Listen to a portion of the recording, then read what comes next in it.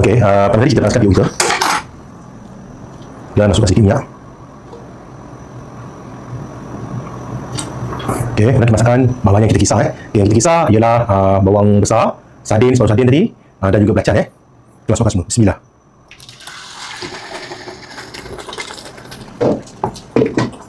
Dan kita masukkan lebih kurang 5 sudu cili kisar. Kita bau semua lah. Senang. Okey, letak semua. Okey, lupa tadi air sardin apa kuah sardin yang dalam tin tu. Yang sedia ada dalam tin tu saya tak guna. Kita guna ikan sardinnya saja. Okey, kemudian kita kacau.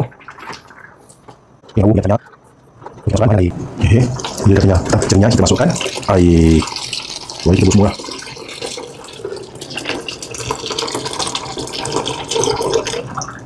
Okey, kalau cukup kita boleh bubuh air lagi ya. Okey, dan masukkan bawang rantai dan nasi keping. Okey, kita tunggu melegak baru kita masukkan bahan yang lain. Okey, stay tune. Okey, bila air ni dah mendidih, okey, kuah ni mendidih, kita masukkan sardin sardin yang kita bagi dua tadi. Okey, biar dia rasa kalau makan tu rasa betul sardin ni biarkan dia macam ni, jangan terlampau hancur lah. Okey, masukkan baik-baik. Pelan.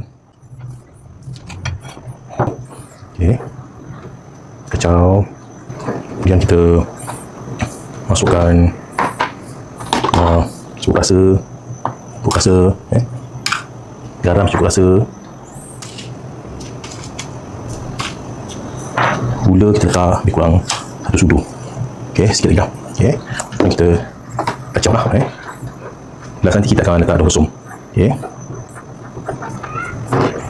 dan kita letakkan daun kesum. Ulang daun kesum ni kita dalam sikit lagi lah. Okey, cukup. Sebab ni kalau banyak nanti dia baik daun kesum ni. Kita kacau pelan-pelan. Okey.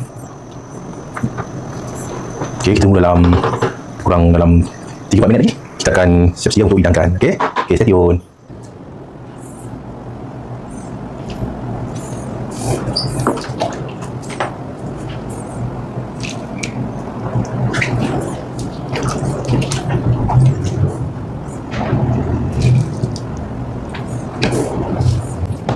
Okey, kita perlu just sikit. Irisan dan besar. Cukup sikit. Irisan nas. Irisan bawang besar. Salah. Ada lagi. Kita tahu. Irisan bawang. Dah sudah. Tunggu lagi lagi harus masak-masak tu. Okey, selamat cuba. Tapi sebelum tu jangan lupa subscribe, like, comment and share. Zas.